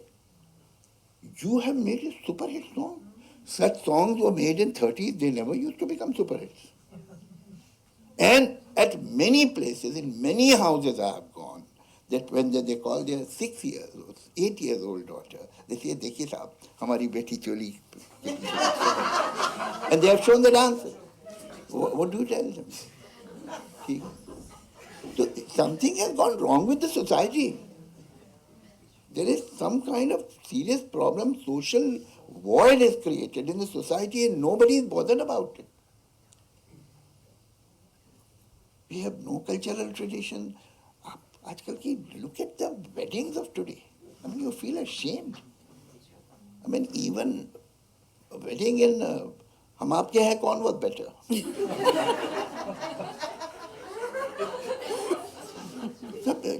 Everybody, all the families imitate Bollywood. Yeah. All the wives, all the aunties and chachis, I mean, maybe it was their ambition some 50 years ago, but now they get this opportunity. And they learn dancing, a choreographer comes, and then they dance. I mean, Sangeet, they are not bothered about the bride or the bridegroom. They are having their own fun. I mean, look at their aspirations and their inspiration. It's very frightening. Yes, ma'am. Yeah, the last row. I can't hear you. Just wait for the mic. Hello. उनके पास भी एक mic है. जी, yeah. You don't have the mic? Then it is a story. Next will be yours. Sure. Yeah. So first is on, I've got two questions. You can answer both of them on either. The second one. Second one is a serious one. I'll have the first one as well. I'll make the first one the second one. Popular culture you talked about. There seems to now there is a pan-Indian popular culture which seems to be evolving thanks to the serials, the movies, everything. In the north, people started wearing Mangal Sutras, Varmalas becoming norm in Bengali weddings. That was never the case before. So things like that, what's your view on that in a pan-Indian culture? And the second one, a more serious question about what's the, about Urdu and Urdu as a language. Yeah. And do you see that changing while you crisscross the South Asian continent, subcontinent, and how is it changing in India? What is its relevance in India going forward? I'd love to hear that. Your first question, yes, it's good. I mean, if we can take things from the West and from any country in the world, then why can't we take things from the next door neighbor? It's wonderful. As a matter of fact, we should not live in watertight compartments. And we can always enrich ourselves with different traditions. And that should not be only state-wise, but community-wise and so on and so forth. And I was brought up, I'm very fortunate, I was brought up in an atmosphere where such things were taken for granted. Today we have to talk about them. I did not know that Diwali or Holi are a Hindu festival. I had no idea. Till I grew up and came to in my childhood, I had no idea. Or Basant is not a Islamic festival and so on and so forth, because in Pakistan, when in Lahore, Basant is celebrated, all the mullahs get turned yellow. So yes, of course. I mean, we should take different things from different cultures, from Bengali culture, from Punjabi culture, from South, so many things. And these things are coming. I remember when I was a kid, I was in Lucknow, I was brought up in Lucknow. I was perhaps 7 years old or whatever. So there was an announcement from coffee house, India Coffee House, that was in Hazratganj. That is the Manhattan of Lucknow. So, and there was a board and somebody had written the chalk on blackboard, "We serve dosa." And then there was a detail, what is a dosa? Because North Indians had never heard of it. And then it became the talk of the town. In our drawing room also I heard, "Bhai, have you eaten that dosa?" Yes. What is dosa? Then you know what they do? They make one big roti of rice, roti of rice. So, and now dosa, you get dosa everywhere in any city, any street of India. So these are the things, I mean, it is enriching a cuisine. Now, when in 70s I used to go to Madras, that was, Chennai was not there, it was Madras. So most of the girls used to wear only choli and ghagra. Now you see the girls in shalwar and kameez, or most of them are denim and kurta. So things are changing everywhere. People are there is more communication and there is more accessibility and so on. That's wonderful, and it should be like this. Now let's come to Urdu. Now Urdu, poor Urdu, it has some strange things happened to him, this language, which it did not deserve at all. First of all, I mean, sometimes in early 20th century or maybe late 19th century, it was declared a Muslim language. Languages don't have religion. What is the religion of French? Or German? Or Italian? Or Bengali, for that matter? As a matter of fact, most of the Bengali-speaking people are Muslims. Majority of Punjabi-speaking people is Muslims. Languages belong to regions. They don't belong to religion. It is stupid. It is totally absurd to say this language belongs to that religion. It's not possible. It doesn't mean anything. Urdu is only spoken in the subcontinent, India, Pakistan. And as a matter of fact, the inception of Bangladesh is the ultimate proof that languages don't belong to religions.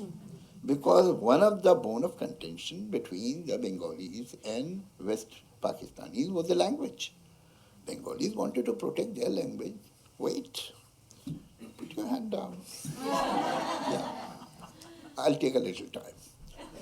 So first of all, that is absurd. It was the language of UP, Haryana, Delhi, some parts of Rajasthan, some parts of Madhya Pradesh, Bihar, some parts of this, and then Hyderabad. Because it started from there, as a matter of fact. And all the elite, all the upper class, it was the language, urban language. So urban people patronized it and learned it and wrote in it and thought in it and read in it. Now suddenly, because some people, because of their vested interest, had to develop a theory of two nations. So now in two nation theory, you can have two interpretations of history which were prepared that time in late 19th century. These things have been done on a very conscious level. The two interpretations of history. There is Islami history and Hindu history. Again, they are bogus. They are not true. They are wrong. Then they claim land ultimately. But what do you do with a language? A living language that proves that two-nation theory is not right. You could not divide verbs and nouns. That all right, give all the nouns to Pakistan and we'll keep the verbs. It was not possible. So this had to be pushed one way or the other. I must tell you the history of Urdu, two things. How Islamic it is. Every language in the world, if you see the history of any language of the world, the poetry starts with religious poetry. And then it transcends. It goes to other topics and other ideas and other fields. It has never happened to Urdu. Urdu, the very first day, was agnostic and atheistic, had no respect for fundamentalism. As a matter of fact, they made fun of fundamentalism, wrote against it from the first day. Urdu ghazal has certain permanent characters like Ashik, Rind, the drunkard, Mehkhana is a location, Haram, the mosque is a there, Mandir is a location.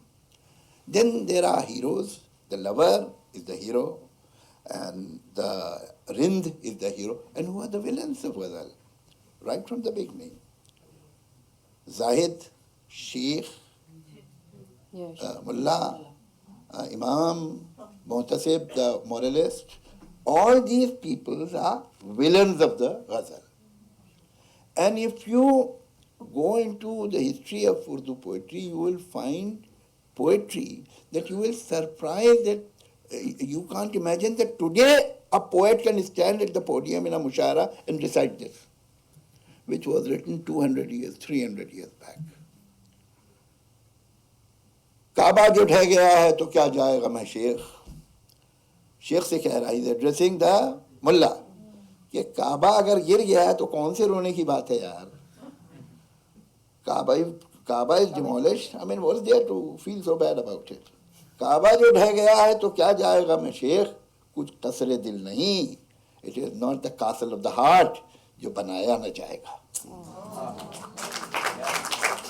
ये गालिब से भी पहले का शेर है. निजात बोलते हैं मोक्ष को. मीर का शेर है, जाए है नीच जी निजात के गम में, कि my heart is always bothered about कि मोक्ष मिलेगा कि नहीं मिलेगा, कि मैं जन्नत जाऊंगा कि जहन्नुम जाऊंगा. जाए है जी निजात के गम में, ऐसी जन्नत गई जहन्नुम में. यार गालिब अगर ये कहता है कि हमको मालूम है जन्नत की हकीकत, लेकिन दिल के बहलाने को गालिब ये ख्याल अच्छा है, तो ही इज कॉन्ट्रडिक्टिंग कुरान. जब कुरान तो कहता है जन्नत, वो कहता नहीं है. तो सारी पोइट्री इस तरह की इतनी है, उसका किसी को पता नहीं. Other aspect of Urdu that people don't know is how much poetry you will get in Urdu on Krishna, on Ram, on Shiv Parvati, on Janmashtami, on Holi, on Diwali, any deity or any festival. You have so much of poetry and such good poetry. मैं आपको दावे से बोलता हूँ कि होली पे तो उर्दू से अच्छी शायरी किसी पे की नहीं. जो होली पे जो पोएम्स, जो सावन पे जो पोएम्स हैं, बारिश पे, मानसून के, सावन की रुत पे, अनबिलीवेबल पोएट्स. जो बनारस के घाटों पे पोएट्री है, अनबिलीवेबल, किसी लैंग्वेज में नहीं मिलेगी आपको जो उर्दू में. as late as 1897, मतलब just the other day, Quran was translated in Urdu by a gentleman in Delhi. His name was Shah Abdul Qadir. All the mullahs of that time gave a fatwa against him. That how dare he translate this holy book in this heathen language? When, I'm sorry, it was not 1850, it was 1797. In 1797, Quran was translated for the first time in Urdu. Almost 700 years after being translated in Sindhi. और ये हो गया कि उर्दू में इसने कर दिया. Now within 50-60 years this language became Muslim. It has something to do with 1857. अब क्या हो गया है उर्दू का? ये अजीब साहब कहानी है उर्दू की. As long as I am speaking and you are understanding, आपका ख्याल मैं हिंदी बोल रहा हूँ. When you stop understanding, then you feel अरे ये तो उर्दू है. फैक्ट ये है कि हमको पाकिस्तानी दोस्त यहाँ इंग्लैंड में मिलते हैं, अमेरिका में मिलते हैं, तो हमसे एक बात है, साहब एक बात है, आपके यहाँ उर्दू फिल्में बहुत अच्छी बनती हैं. ये कंसिडर देम उर्दू फिल्म, और them Kabhi Khushi Kabhi Gham is an Urdu film, और Kal Ho Naa Ho is Urdu film. And there is some truth in it. ऐसा नहीं है. Because traditionally, if you will make the list of writers, most of the dialogue writers and lyric writers have come from Urdu discipline. तो वो हिंदुस्तानी है, एक word तो हम भूल ही गए हैं. हिंदुस्तानी एक भाषा थी जिसका अब नाम ही नहीं होता. वही असली ज़बान है नॉर्थ इंडिया की, वही हम सब बोलते हैं. हम में से कोई उर्दू नहीं बोलता है, हम में से कोई हिंदी नहीं बोलता, हम लोग हिंदुस्तानी बोलते हैं। अब उसे क्या है, आपने इधर से लिख दिया तो उर्दू हो गई, उधर से लिख दिया तो हिंदी हो गई, वरना मेन तो ये। फिर उसे आप आर्टिफिशियली फेक वर्ड डाल के अलग अलग आइडेंटिटी बनाने की कोशिश करते हैं। अब किसी ने वो लिखा था कि सालार जमात मिस्र उला की नगमा संजी में मसरूफ़ है, ता वक्त के दीगर असाब जमात मिस्र सानी की है, बकिया अरकान की अदायगी कर रहे हैं। ये उर्दू नहीं है, ये पता नहीं क्या है, ये तो मेरी उर्दू थी। इसका मतलब सिर्फ इतना है कि the lead voice is singing the first line and the coarse is singing the second line, ये मतलब। या अगर मैं आपसे कहूं कि एक पके माटी के पात्र में दुख शर्करा युक्त गरा कंदरा उगदित ऊंचन पर प्रदान करो, तो आप क्या समझेंगी? It means can you give me a cup of tea. तो ये आर्टिफिशियली उसे आपने अलग कर दिया। किसी ने पूछा ना कि आपने have you heard news in Hindi on All India Radio? So somebody said, no, I've heard Hindi in news. तो वो अलग बात है, मगर हमारा जो नेचुरल कॉन्वर्सेशन है, या wherever the person is bothered to communicate, wherever you have to communicate, whether in an ad or in films or on TV, commercial TV. सरकारी टीवी पे क्या फर्क पड़ता है, कम्युनिकेशन हुआ नहीं हुआ, सैलरी तो मिल ही जाएगी। But where you will use simple language, you will use a mixture of Hindi words, Urdu words, but what we speak, like I will not say आवश्यकता, I'll say ज़रूरत, but I will not say हक, I'll say अधिकार। तो कौन सा word कहाँ का ठीक लग रहा है वैसे यूज करते हैं। That is how we write dialogue, that is how we write songs. I think we have time for just यहाँ तक फ्यूचर की बात, एक बात बता दूँ आपको, सॉरी मैं बहुत लंबा जवाब दे गया, लेकिन ये टॉपिक ही ऐसा था कि फ्यूचर तो आई एम अफ्रेड कि अभी हमारी किसी भी वर्नाकुलर लैंग्वेज का मुझे ठीक नहीं दिख रहा। हाँ, ये सिर्फ उर्दू का प्रॉब्लम नहीं है, ये सारी लैंग्वेजेस का, इंक्लूडिंग हिंदी, जो हमारी राष्ट्रीय भाषा है, वो भी।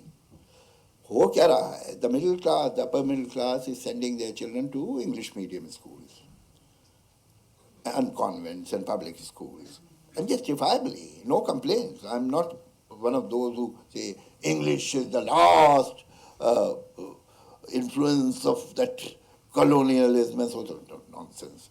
English doesn't belong to England anymore. It is our language. They also speak, I'm happy. But it's an international language. You'll have a billion speakers. Yeah. And what English we speak? They can't. अब इस पे आगे मुझे कहना चाहिए, देखिए आप मेरी बात को अदरवाइज ले गए। You won't understand this. If they have to say in UP that you have misunderstood me, तो कहते हैं अरे आप मेरी बात को अदरवाइज ले गए। So creative. तो हुआ क्या है कि the privileged class is learning English at the cost of their own mother tongue. And this mother tongue, this indigenous language, this vernacular, is left for the poorest of poor. So the language is taken by the slums and Jhopda Patti, the original language. And here they are living in a kind of a cultural void, because language is not only some kind of a facility of communication, it is a vehicle that carries culture. Yeah. You cut the language, you cut the culture, cut the tradition, everything. So these children are in a cultural void. And at some stage they feel incompetent and isolated. Particularly if they have to, they are in a vocation where they have to communicate with the common person. On the other hand, this child who is, there are no hard and fast rules, you will find exception on both sides, but by and large, this child develops a sense of incompetence and inadequacy, that he doesn't or she doesn't know English, because they know that, all that is being prosperous and becoming richer and becoming more cool is in English. So इसमें either inferiority complex or a kind of resentment comes. And this person has a false sense of his superiority and at the same time feels cut from the roots. And sometimes it becomes very obvious and sometimes one can see their desperation, because when children, people who have studied in these schools and these colleges, and when they use Hindi four-letter words, I feel they are lying. It doesn't sound true from their lips, because they feel that through these four-letter words we'll be rooted. It's a desperate attempt on finding the root. So there is a kind of incompletion on both the sides, branches and roots. Here you have roots, but more often than not they become parochial. On the other side, they develop a worldview, but they are in a cultural void. So it's not a happy situation. We are, middle class is responsible for polishing, enriching the language. And I am afraid that middle class of India has abdicated this responsibility. I've got the microphone. Yeah, Adab. I just wanted to just use this platform to encourage if we can have an Urdu festival over here in London, something like Jashan-e-Rekhta.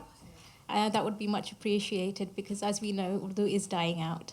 My roots are originally from Hyderabad, so when I go there, I do sense a lot of identity crisis. They don't fit into their languages are constantly, they have a first language, second language, and third language. They have something like English, Hindi, special English, and Telugu. And Urdu is an optional language, and every parent hesitates sending their child to Urdu. They keep a Mauli sub. And again, children only try to skip out of it to dodge the person away because they've got enough subjects to read through. So yes, all I wanted to say is, can we have something like a Jashan-e-Rekhta or an Urdu festival over here, just dedicated to Urdu?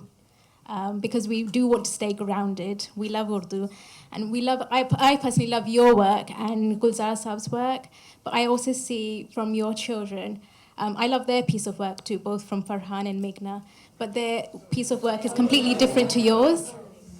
From Gulzar's daughter. As long as she's praising me, I tend to ignore her. I mean, both your children are doing a wonderful job, as well as Gulzar's. But then their piece of work is completely different to yours, and they're not very Urdu-driven. I enjoy both your generational work, but then I just feel we need to do something more to contribute to Urdu.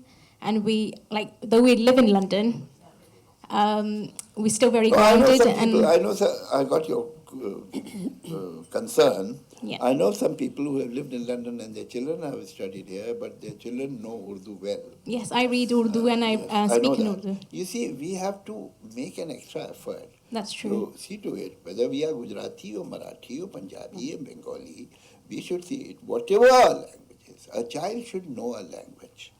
And that will give the child some roots, some identity. And it doesn't mean that the child should not learn anything else and say that this is the end of all. It's not that. But for that you have to make. But ultimately, it's sad but true that languages don't survive on literature. Languages survive on the economic utility. When somebody finds economic utility, people start learning Chinese in USA. So it is the economic utility. I remember coming to London in 70s, on Oxford Street, I used to see boards in Arabic everywhere. So if there is economic utility, people will learn the language. That is the point.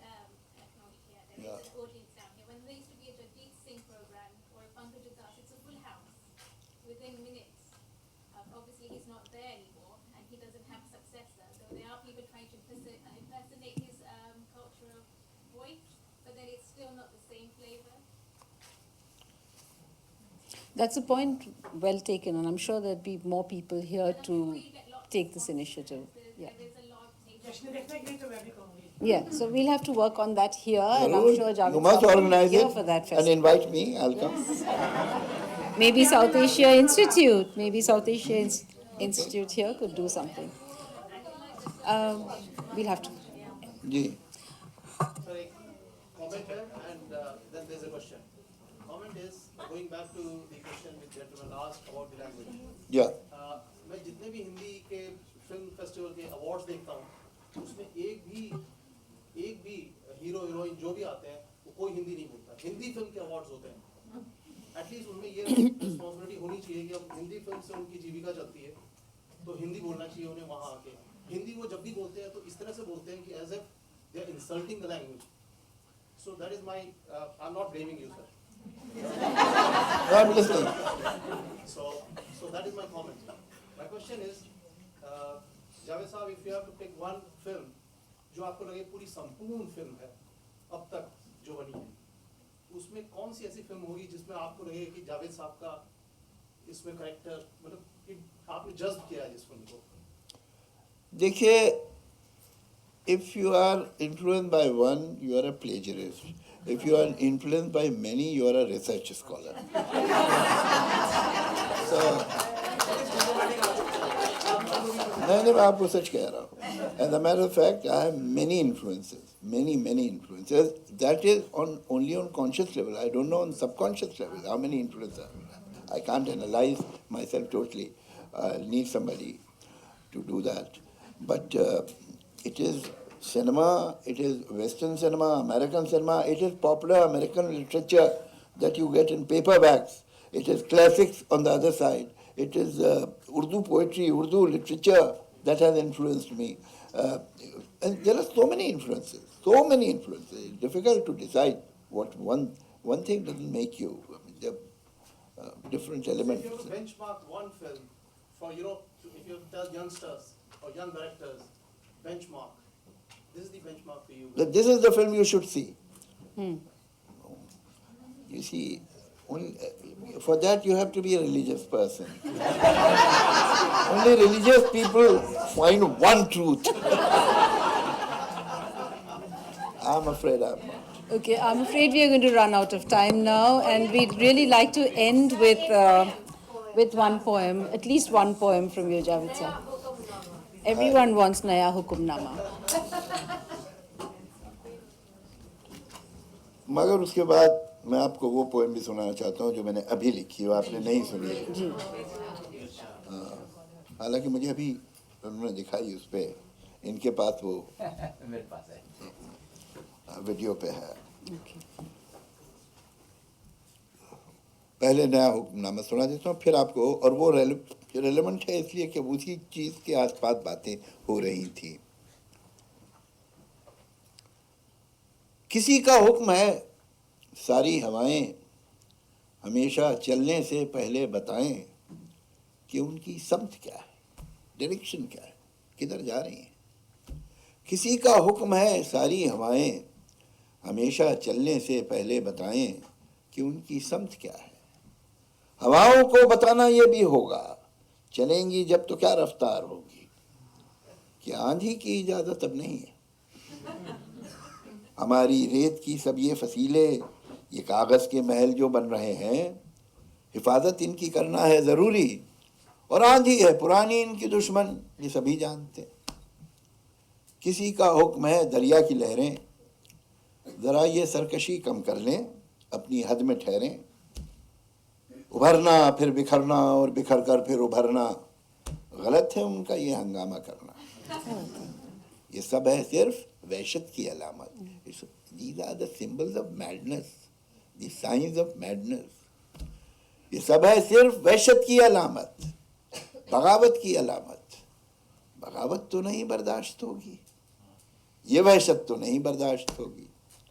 अगर लहरों को है दरिया में रहना तो उनको होगा चुपचाप बहना.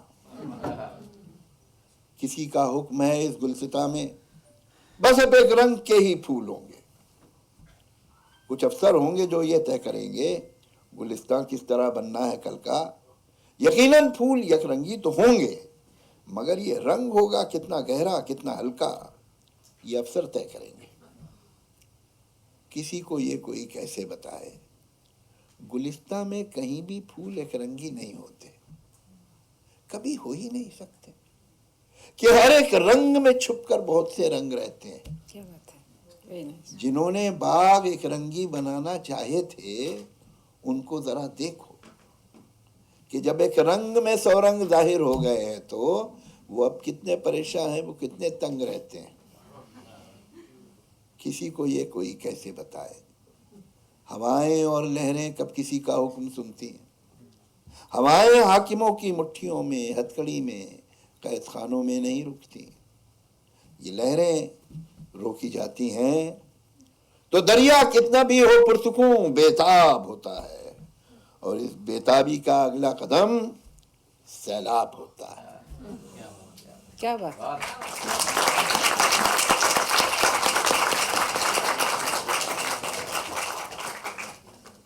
अब एक वन फॉर द रोड में आपको दे देता हूँ। वैसे मैंने एक बड़ा इंटरेस्टिंग कार्टून देखा था। There are two drunkards in a bar sitting with a big map in their hand, and one is telling other, now one for this road.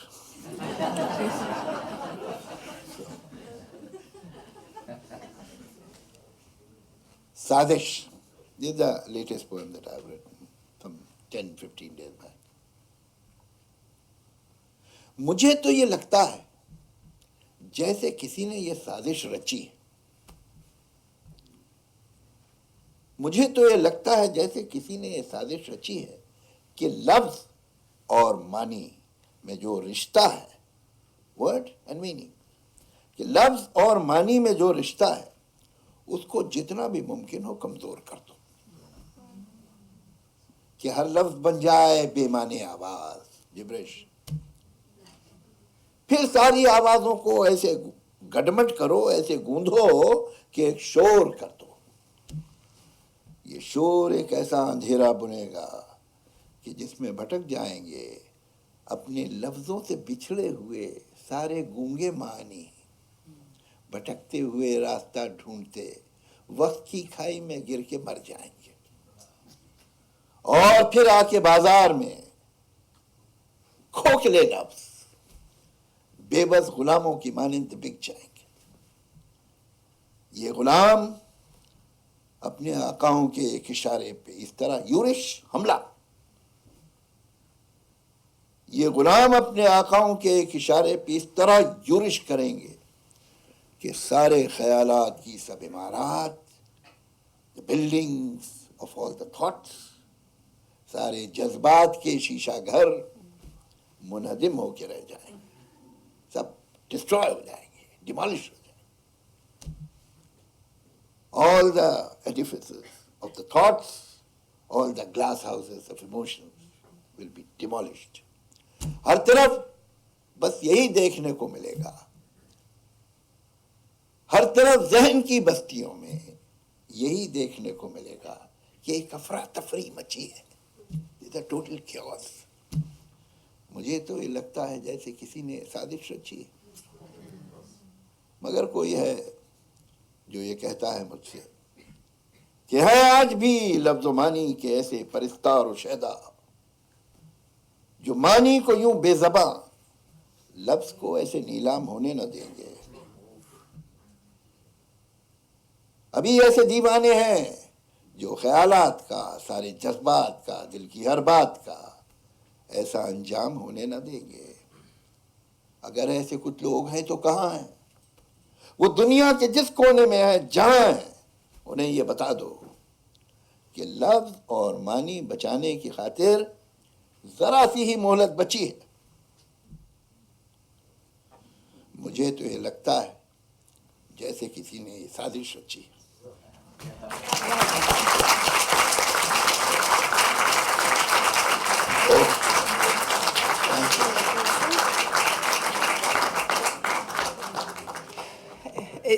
I feel a bit starved of words myself tonight in thanking our wonderful speakers and our great audience for such participation.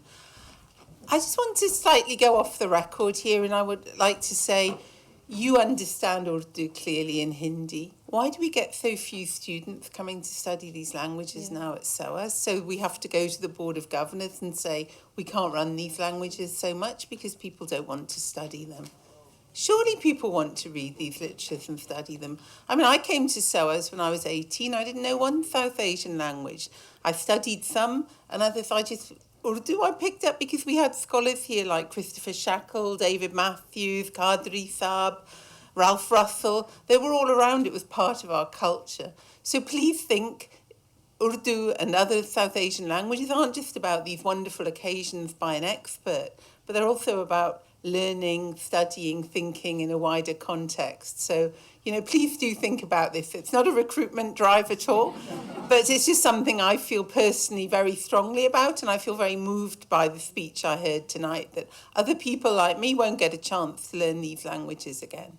Thank you. I'll take a minute to thank South Asia Institute SOAS, particularly Professor Rachel for putting this together. And thank you to all of you. Thanks to Baitak, our organization who presented this, and to Chandana, Jahnavi, Oindrila, and Nick. Thank you very much.